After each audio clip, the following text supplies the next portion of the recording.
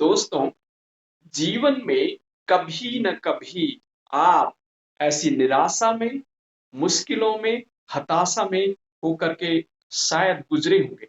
अगर आप नहीं गुजरे होंगे तो आपने अपने आसपास कुछ लोगों को ऐसा देखा होगा जो निराशाओं में, हताशाओं में, परेशानियों में, मुश्किलों में होकर के गुजरते हैं। और ऐसे समय में जब उन्हें कोई रास्ता नहीं सूझता है, लोग निराश हो जाते हैं और हताश हो जाते हैं और फिर अपने आप को ही लोग कई बार नुकसान पहुंचा देते हैं और उनके जीवन का वो अंत कर लेते हैं। निराशा सबसे बड़ा हथियार है इस दुनिया में जो इंसान को नाश करता है और इंसान को कमजोर कर देता है। आज मैं आपको उत्साहित करना चाहता हूँ, निराशा के समय में भी एक आशा है। वो आशा आपको मैं आज इस संदेश के द्वारा देना चाहता हूँ। अगर आप जीवन में निराश हैं, अगर आप जीवन में हताश हैं, अगर आप परेशानी में होकर के गुजर रहे हैं, आपने हॉस्पिटलों में और वैद्यों के पास जाकर के और हर एक रास्ता अपना लिया है और आपको हर एक जगह से सिर्फ और सिर्फ निराशा ही नजर आती है और आप इस पॉइंट में पहुंच चुके हैं कि अब सब कुछ समाप्त हो गया है, अब कोई रास्ता नहीं है। लेकिन है, मैं आपको बताना चाहता हूँ, इस वीडियो के अंत तक आप बने रहें। निराशा में भी एक आशा है। जब आपको हर जगह से निराशा मिल जाए, हॉस्पिटल से आपको निराशा मिल जाए, अपने प्रिय मित्रों से आपको निराशा मिल जाए और आप जहाँ रहते हैं वहां चारों तरफ से आपको अगर निराशा मिल जाए, उस निराशा में भी एक आशा है। वो मैं आपको उत्साहित करना चाहता हूँ। जब आप धर्मशास्त्र बाइबल उसके मरकुस रचित सुसमाचार उसका 5 अध्याय पढ़ते हैं, 5 अध्याय उसके 1 पद से लेकर जब आप उसके 43 पद तक पढ़ेंगे, 3 घटनाओं का वर्णन वहां पर किया गया है और तीनों घटना बहुत ही खौफनाक और निराशाजनक थी। और उन निराशाजनक तीनों घटनाओं में एक महत्वपूर्ण एक आशा की किरण उन तीनों घटनाओं में उन लोगों को मिलती है जो सब कुछ अपने जीवन के ऐसे पॉइंट में पहुंच चुके थे कि सब कुछ समाप्त हो गया है। उस निराशा की घड़ी में एक आशा बन करके उनके जीवन में आए, वो थे प्रभु यीशु मसीह। जब आप मरकुस रचित सुसमाचार उसका 5 अध्याय पढ़ेंगे, वहां पर एक घटना का वर्णन है। उसके आप 1 पद से लेकर 20 पद तक आप जब पढ़ेंगे, वहां पर एक व्यक्ति है और वो व्यक्ति लिखा हुआ है कि बुरी आत्माओं से, भूत की आत्माओं से, प्रेत से इतना भयानक वो जकड़ा हुआ था, इतना भयानक उससे ग्रसित था कि लोगों ने उसके आसपास आना छोड़ दिया और कहा है उसके संगलों में उसे बांधा जाता था और उसे कैद में करने की कोशिश की गई, लेकिन सब लोगों को निराशा ही मिली और कोई भी इस व्यक्ति का कोई सुधार नहीं हुआ। इसके प्रिय मित्र होंगे, इसके दोस्त होंगे, इसके गांव के लोग होंगे, इसके रिश्तेदार होंगे, ये सब होंगे। उन्होंने भरपूर कोशिश की, शायद वैद्यों को दिखाया होगा, हॉस्पिटलों में लेके गए होंगे, हर एक कोशिश उन्होंने किया कि ये व्यक्ति जिसके अंदर भूत प्रेत की आत्मा है, इसको इलाज किया जाए, लेकिन हर एक जगह से उन्हें निराशा ही मिली और ये व्यक्ति ठीक नहीं हुआ। और लिखा हुआ अपने शरीर को पत्थर से मारता था, उसके शरीर से खून बहता था, उस रास्ते से कोई भी नहीं जाता था। ऐसे समय में प्रभु यीशु मसीह उस रास्ते से होकर के जाते हैं और धर्मशास्त्र बाइबल में उसके 5 अध्याय के 5 पद में लिखा है, जैसे इस भूत और प्रीत और दुष्ट आत्मा के व्यक्ति ने यीशु को देखा, भागता हुआ प्रभु यीशु मसीह के चरणों के सामने झुकता है और कहता है, प्रभु परमेश्वर आप मुझे माफ कीजिएगा। और प्रभु उसे उन बुरी आत्माओं से, उन भूत प्रेत की आत्माओं से जिससे ये ग्रसित था, भरा हुआ था, हुक्म देता है और उसके शरीर को छोड़ करके चली जाती है और ये व्यक्ति ठीक और भला और चंगा हो जाता है। इसकी हालात बदल जाती है, इसकी निराशाएं, इसके जीवन में जो निराशा थी, इसके परिवारों में जो निराशा थी, आसपास के वातावरण में जो निराशा का एक माहौल था, वो लिखा हुआ है, ये अपने वस्त्र पहन करके अपनी समझ, अपनी सूझबूझ में आ गया और एक खुश और आनंदित हो गया और इसका जीवन बच गया और इसकी निराशा भरा जीवन एक खुशहाली का जिंदगी हो गया। पहली बात, एक व्यक्ति जिसको भूत प्रेत से भरा हुआ था, उसकी जिंदगी में ये निराशा का जड़ भरा हुआ था। आसपास के लोग भी इससे डरे और घबराए हुए थे और कोई इसके पास नहीं आता था। लेकिन इसकी निराशा, इसके अंदर भूत प्रेत की आत्मा, ये सारे हालात बदल गए। यीशु के आने के बाद इसके जीवन की हालात बदल गए और इसकी जिंदगी सुधर गई।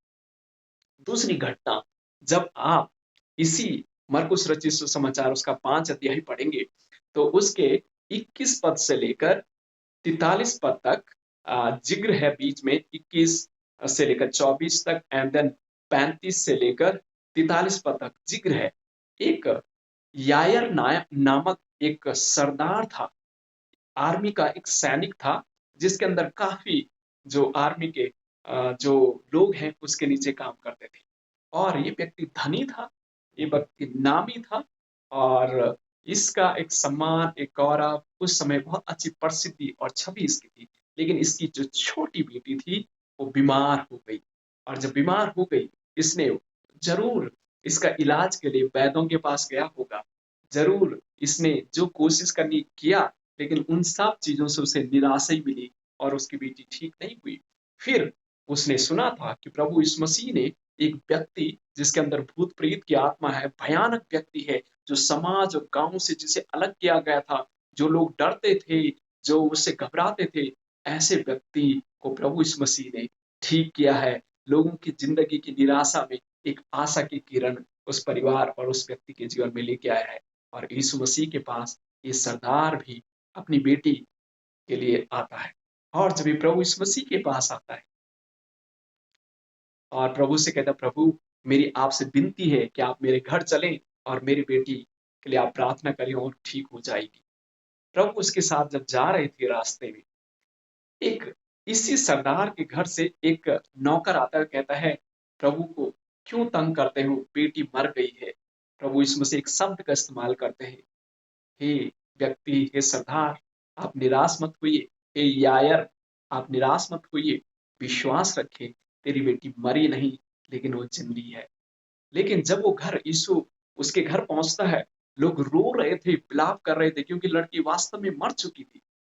और जब यीशु ने कहा मरी नहीं, वो जिंदी है, तो लोग हंसने लगे उसके ऊपर, उसकी मजाक बनाने लगे और कहने लगे, अरे वो तो मर गई है। यीशु उस व्यक्ति के परिवार के साथ और अपने 3 शिष्यों के साथ उस लड़की के पास जाते हैं और इस निराशा के वातावरण में, जब मर चुकी है, वो व्यक्ति भी निराश था, उसका परिवार निराश था, चारों तरफ लोग निराशा और हताशा ही थी। उस निराशा के समय में एक आशा की किरण यीशु उनके घर में गई और प्रभु यीशु मसीह ने उस लड़की का हाथ पकड़ा और वो मरी हुई लड़की जिंदी हो गई और चंगी होकर के, ठीक होकर के, प्रभु कहता है उसे खाने के लिए कुछ दो और उसने खाना खाया और ठीक हो गई।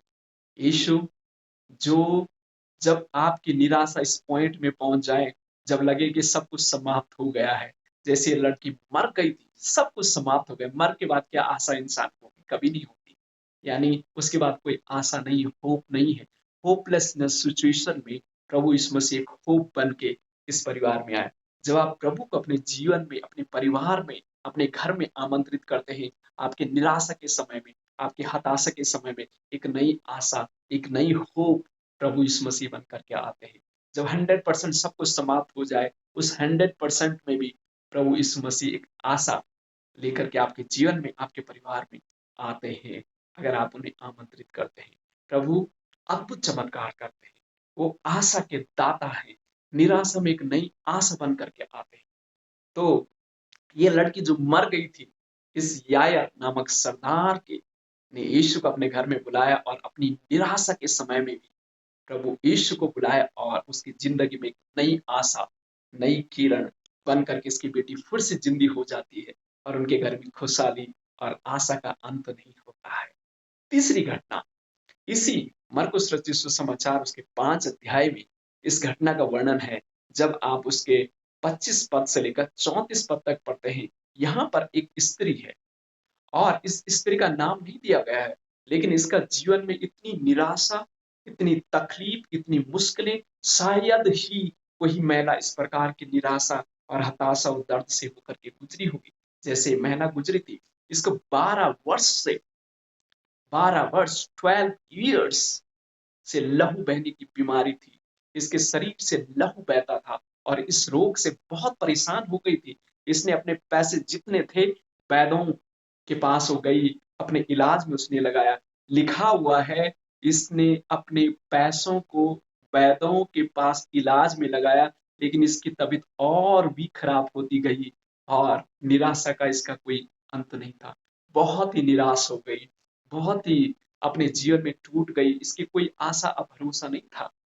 अब इसने ज़रूर इस जो भूत प्रेत से ये व्यक्ति भरा हुआ था, इसकी जिंदगी को सुधरता हुआ इसने जरूर सुना होगा। ये यायर नामक व्यक्ति की जिसकी बेटी 12 वर्ष की बेटी मर गई थी, इसके बारे में उस यीशु के बारे में इसने जरूर सुना होगा। और उसने सोचा, उसने मन में यकीन किया कि मैं प्रभु यीशु मसीह के वस्त्र को छू लूंगी और उसने ऐसा ही किया। और प्रभु यीशु मसीह जब उस यायर के घर रास्ते में जा रहे थे, इस महिला ने, भीड़ भी बहुत सारी भीड़ वहां थी और इसने विश्वास के द्वारा प्रभु यीशु मसीह के वस्त्र को छुआ और उसी घड़ी लिखा है, उसी घड़ी इसका लहू बहना बंद हो गया और इसने अपने शरीर में जान लिया कि मैं चंगी हो गई, मैं ठीक हो गई। और वास्तव में वो 12 वर्ष से जिसके जीवन में लहू बहनी का रोग था, बीमारी थी, ये उसी घड़ी चंगी हो जाती है, ठीक हो जाती है। इसकी निराशा पल भर में आशा में बदल जाती है।